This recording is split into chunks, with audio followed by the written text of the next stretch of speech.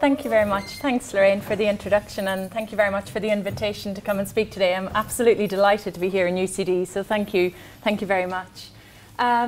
So this project actually started out as a student project. So the first author there is Alice James, and Alice is was a final year medical student at the time. She's since graduated, but the project where we're looking at what food and drink retailers within hospitals actually provide, and whether they adhere to some nice guidelines that are available. So it's one of those projects that started really small and really grew and is continuing to develop. So it was a really pleasant surprise in that respect. So I'm based in Bristol in the southwest of England, and I'm based in one of the NIHR Biomedical Research Centres. So the NIHR is the research arm of the NHS, and there's about 20 biomedical research centres, or BRCs, across the UK. The one in Bristol, in fact, all of the BRCs tend to be a partnership between the local hospital trust and the university. So the one in Bristol, it's the University of Bristol and the University Hospitals Bristol NHS Foundation Trust. So we're the centre I'm in is a partnership between those two entities. And I guess the role of BRCs is really to conduct research to help with patient care. That's the main role. And the one in the Biomedical Research Centre in Bristol has 5 different themes that are listed on the slide. And the theme that I work in is the nutrition theme. And within the nutrition theme, there's a few different work streams. You know, there's all this various terminology you have to get to handle with. And within the nutrition theme, in the Bristol BRC, I'm in the sort of pediatrics, the childhood disorders work stream. And it's headed by a pediatrician. And we do a variety of different research projects.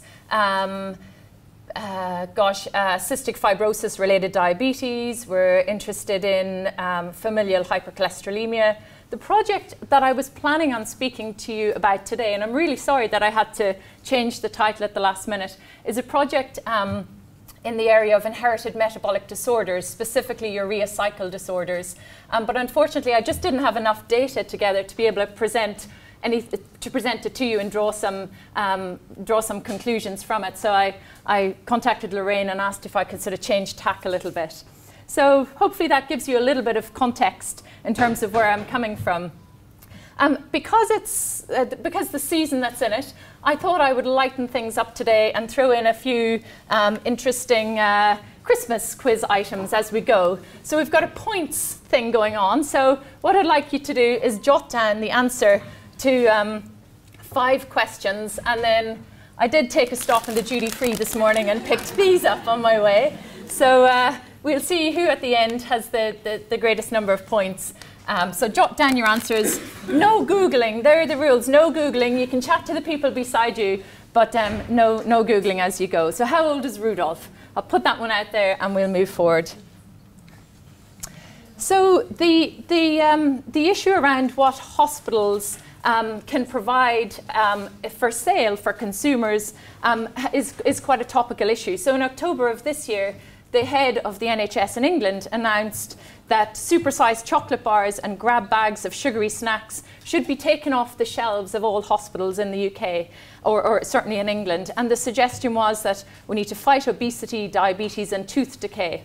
And of course, this has made all sorts of headlines. I don't know if you heard about this here in Ireland, but it certainly made all sorts of headlines across England. And of course, I don't need to mention, or I don't need to highlight to many of you in this room, because you, I'm sure, already know that childhood obesity is a significant problem, not only in the UK, but in Ireland. And certainly in the UK, about 25 to about a quarter to a third of all children up to the age of 16 are either overweight or obese.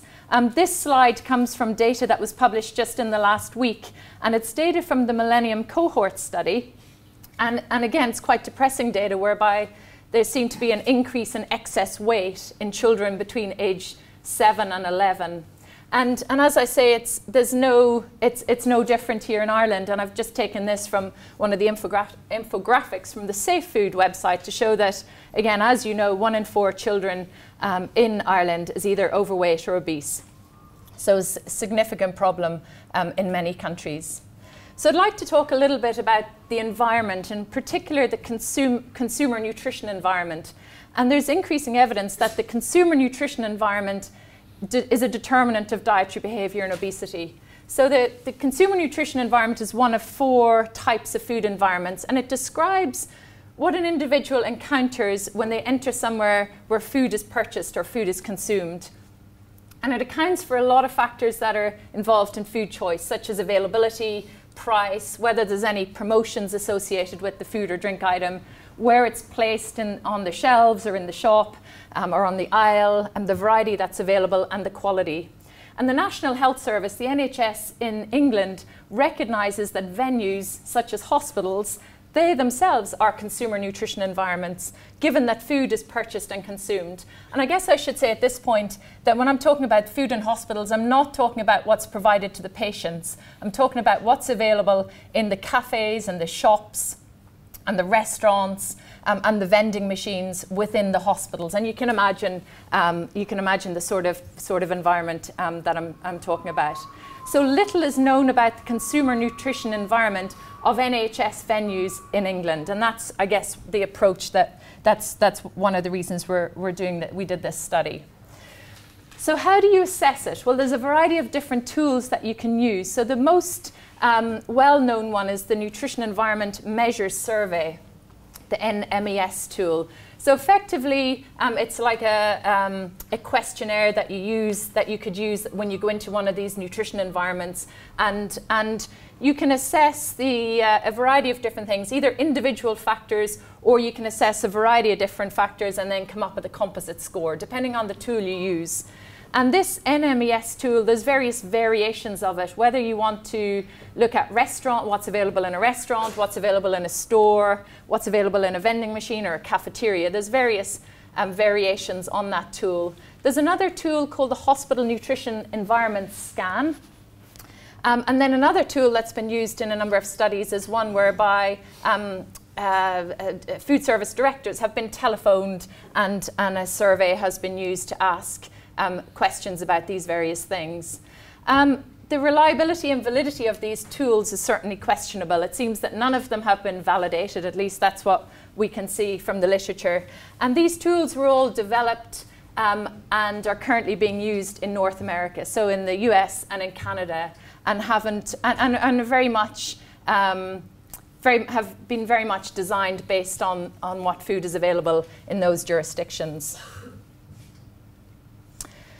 When we look at the consumer nutrition environment in hospitals, there's been a number of studies that have been conducted, both in adult and children's hospitals.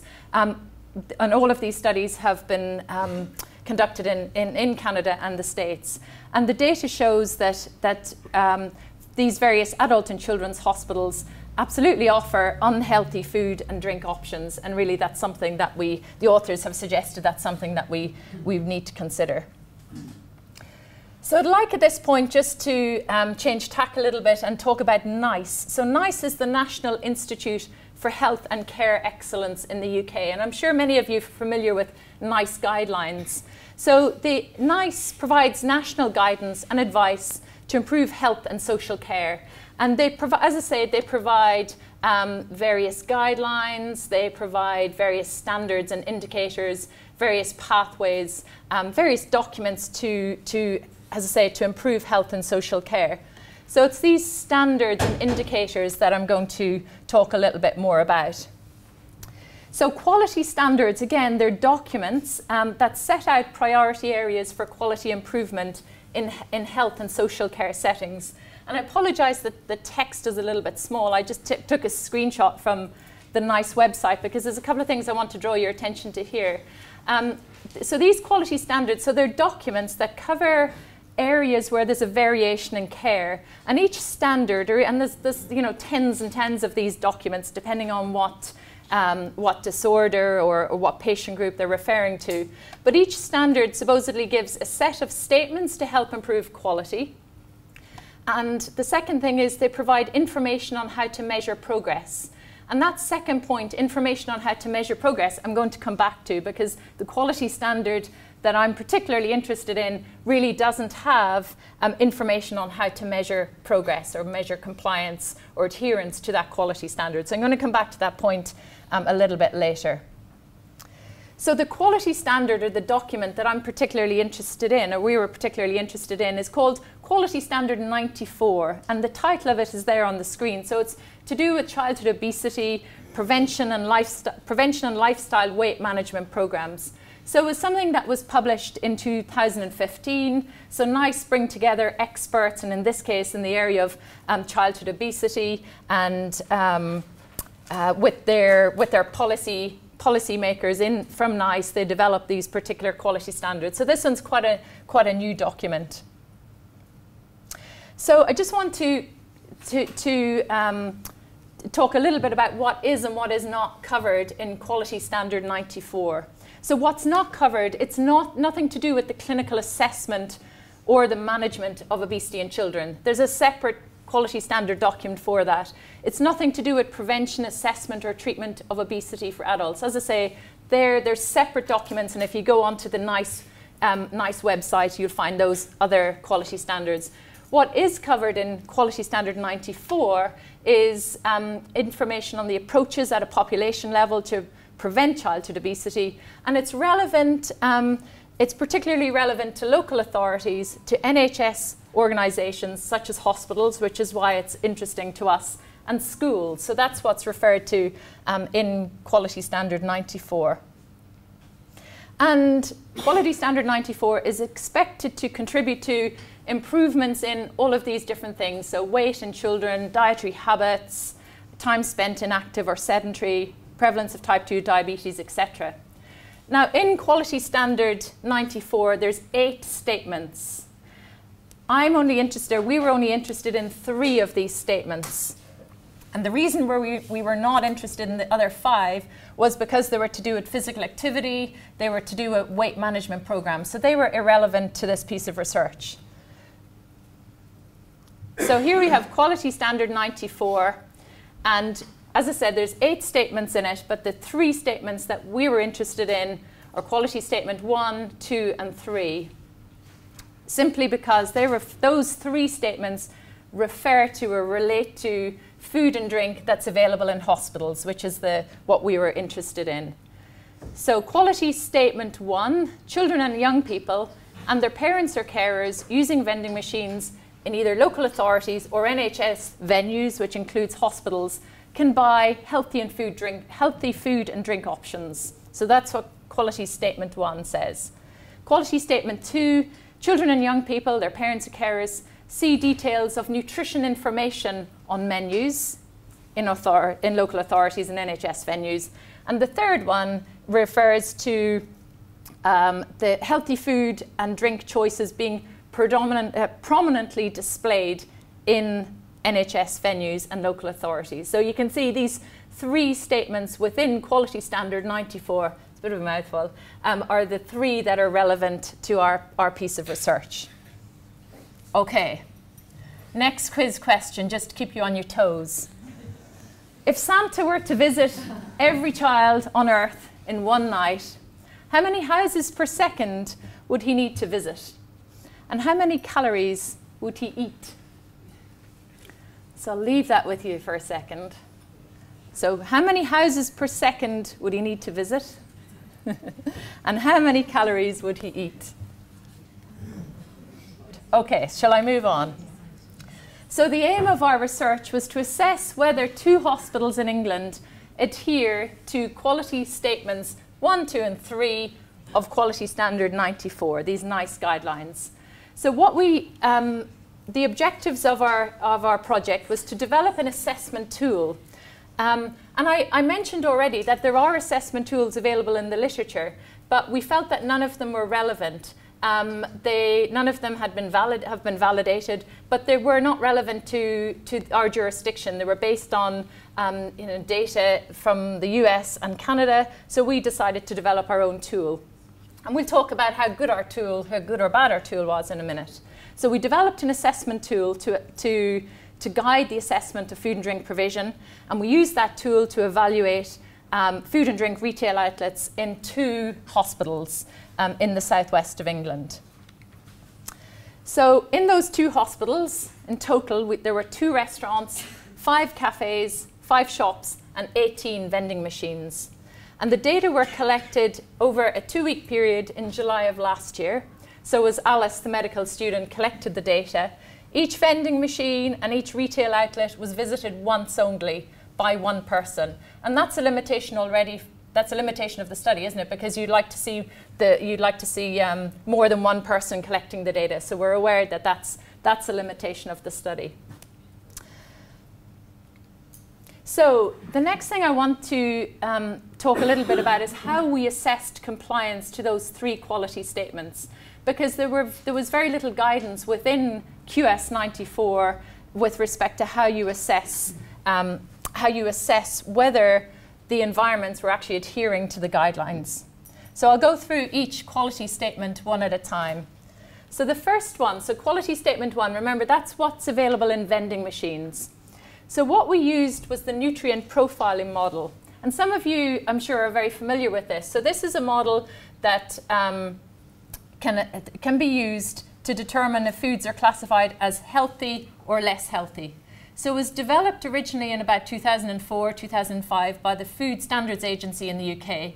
And it was originally developed for classifying foods as healthy or less healthy for the advertisement of these foods on TV for children. So that was why it was originally developed. And the way it works is that what we did, or what Alice did, is when she went to all these 18 vending machines, she took note of all the products in the vending machines, all the foods and all the drinks. You can imagine the sort of things that were in the vending machines. And either from the information on the package or gathering information online, you have a look to see what the composition, what the nutrients are in 100 grams of that food or beverage. And then points are awarded for various things, for energy, fat, sugar, sodium, fruit and veg, nut, and effectively you get an objective score. If a food scores 4 or more points, it's deemed to be less healthy, and if a drink scores more equal to or more than 1 point, it's classified as less healthy. So we used the nutrient profile model, and we said that a vending machine, so if a vending machine contained 1 healthy food and 1 healthy drink, then that vending machine was compliant, and the hospital within which that vending machine is placed was deemed to be compliant with quality statement 1. So 1 healthy food and 1 healthy drink. We could have chosen any kind of, we could have, but that's what we decided to choose with respect to compliance to quality statement 1. So quality statement 2, just to remind you, that's to do with the nutrition information that's available on menus. And it says that nutrition information should be available on menus. And the nutrition information that QS 94 says, and quality statement 2 within that says that the nutrition information to be displayed should be how much energy, fat, saturated fat, salt, and sugar. And it also says in the guidance that if that information is not available, then the ingredients and the cooking method should be available. So that's what the statement says. So we used a subjective assessment for compliance. So we said that hospitals, an outlet, whether it's a cafe or a restaurant, anything that provides food and has menus, was compliant to quality statement 2 if the majority of the retail outlets displayed nutritional information on their menu. So it's very much a subjective way of doing it. And then in terms of quality statement 3, so this was to do with the prominent display of healthy items. So what Alice did is she used the Eat Well guide. So I'm sure many of you are familiar with the Eat Well guide. It's produced by Public Health England, and it's got the various food groups. So here in green, if you can see, it's just fruit and veg. Here in the yellow, it's all the sort of carbohydrate-containing foods. Blue is the dairy and alternatives. The pink bit is protein-containing foods. And then here on the left, we've got the sort of discretionary items. So these are the foods that are high in fat, sugar, and salt. So what we did was, or what Alice did was that she said that if foods were in this sort of category here, so the foods high in fat, sugar, and salt, then these were deemed to be unhealthy, and if foods were in these various categories, they were deemed to be healthy. And it was very tricky because the quality statement, Quality Standard 94, didn't provide any guidance or a definition for healthy or unhealthy, which is why we had to come up with our own definitions. So the guidelines were particularly vague. Okay, next question. So according to the Radio Times and according to the UK adult population, what are the top 3 Christmas films? And you get an extra point if you get the order correct. So I'll give you a couple of seconds to have a think about it. So top 3 Christmas films. Oh, I can hear a few correct answers. All right, should we move on? Got some results for you next. Okay, so moving on to the results. So we had 18 vending machines, and we found that 7 of these 18 contained one healthy food and a healthy drink. So only 7 of them contained one healthy food and one healthy drink. The table I have here is the nutrient profile model scores for different categories of foods and then drinks in the last row that were available in the vending machine. So you won't be surprised by the sorts of things that were available in the vending machines. And here we've got the mean nutrient profile scores. So you remember I had said that anything greater than or equal to 4 was classified as less healthy. Any drink greater than or equal to 1 point was deemed to be less healthy. So you can see that many of the foods are actually scored greater than 4. So in fact, across all the vending machines, there were actually 40 different foods. 4 of those foods were classified as healthy according to the nutrient profiling model. And I'll tell you what those 4 were. One was a packet of baked crisps. Another was a muesli bar. Another was a little packet of fruit and nut mix. And the 4th was a packet of raw nuts. And then the drinks. So the drinks, about 50% of the drinks across the vending machines were classified as healthy. And they were things like water, there was a concentrated juice, diet drinks, and then there was one non-diet drink that I wonder maybe it was reformulated, I'm not sure, but it actually came in under 1 point. So effectively, a vending machine, all it had to do was contain a packet of baked crisps and a bottle of water, and it was classified as healthy. And in fact, the baked crisps, that was the healthy item that was most available across the 18 vending machines, interestingly. So what we concluded from that was that adherence to Quality Statement 1 was poor. So we'll move on to Quality Statement 2. So this was to do with the nutrition information on menus. And what we found was that nutrition information was not displayed on menus in either of the 2 restaurants or the 5 cafes. And it has been documented in the literature that accurate point of sale nutrition information is known to improve customer choice. Ingredients were available on request from a limited number of meals in 2 restaurants and 2 of the 5 cafes. In the other restaurants and cafes, Alice, the student who was working on this, she asked the catering staff, hypothetically, if I was asked to ask you for the ingredients and the cooking methods, could you make that available to me? And they said, yes, we could. Now, we didn't actually ever go and then ask for it. But even if we had received it, I wonder, would it have been in a format that a consumer would have been able to understand? I don't know. So what we drew from that was that adherence to Quality Statement 2 was poor. Hopefully you can see some of these photographs. So this refers to the final quality statement we were interested in, and that's to do with the display of healthy options, so the advertisement and the display of healthy options. And the practices that these outlets engaged in was pretty mixed. So we said adherence was variable. So what you can see on the left-hand side, this picture here, so this is a farm shop. So it was sort of a little stall that was set up inside one of the restaurants.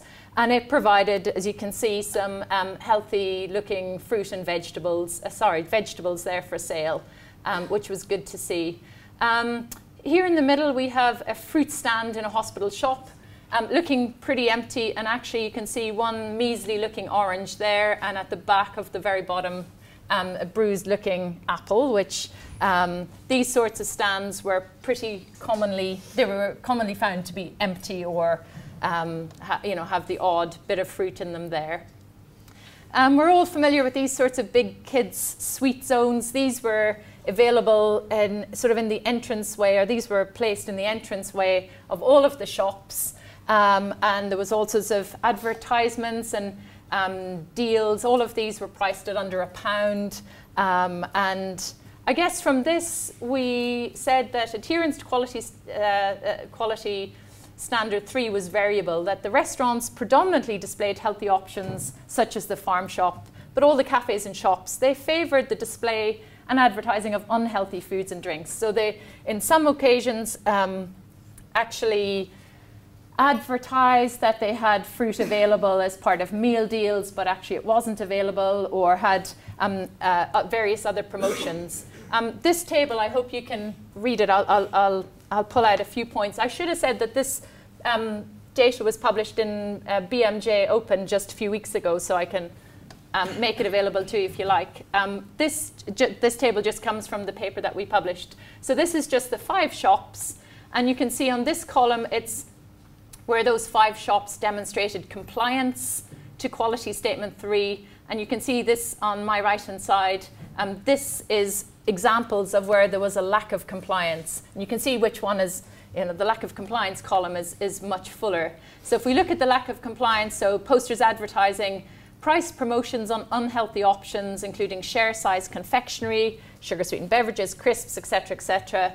Meal deals advertising fruit, and then fruit unavailable in some shops. The number in the brackets is how many shops out of 5 engaged in that behavior. Floor-to-ceiling confectionery stall adjacent to the entrance, multiple rows of confectionery at 1 metre height. So we used 1 metre height as the sort of child's eye level. Ice cream freezer at the entrance, etc., etc. Homemade cakes predominantly displayed at payment area. That was something that we saw in the cafes and the restaurants as well, not just in the shops. They were compliant, as I mentioned, in some occasions. Meal deal including sugar-free drink options, and posters advertising price promotions on fresh fruit and dried fruit. So that's just an example of the practices that the shops in particular engaged in. So just to move on to discuss this a little bit further. So what we concluded from these data is that the hospitals demonstrated poor compliance to those 3 statements in those NICE Standard 94. We think that improvements are needed in NHS venues, and there's many studies in the literature that have said that hospitals have a duty to improve the environment and should take the lead in supplying food and drink that reflect evidence-based nutrition. Now, we took this data to one of the 2 hospitals and presented it. They asked us to present it to them, and they have said that discussion has been stimulated. I don't know whether that has led to any changes. I'm not quite sure. What we did do, or we were actually following on from this, we were invited to NICE headquarters in Manchester to actually present the data to them. So on the 8th of November, I took the train to Manchester and presented this data to their quality standards team. And it was quite interesting, because these are the people who actually wrote the quality standard that we were using.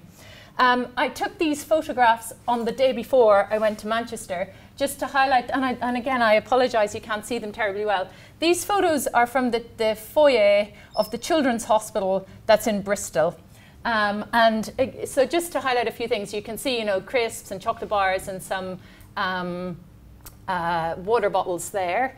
This was in the shop, and I know you can't really see it, but what I'd like to point out is there's lots of sort of sugary drinks there, and then the water is on the top row, which is certainly I would consider beyond the reach of a child.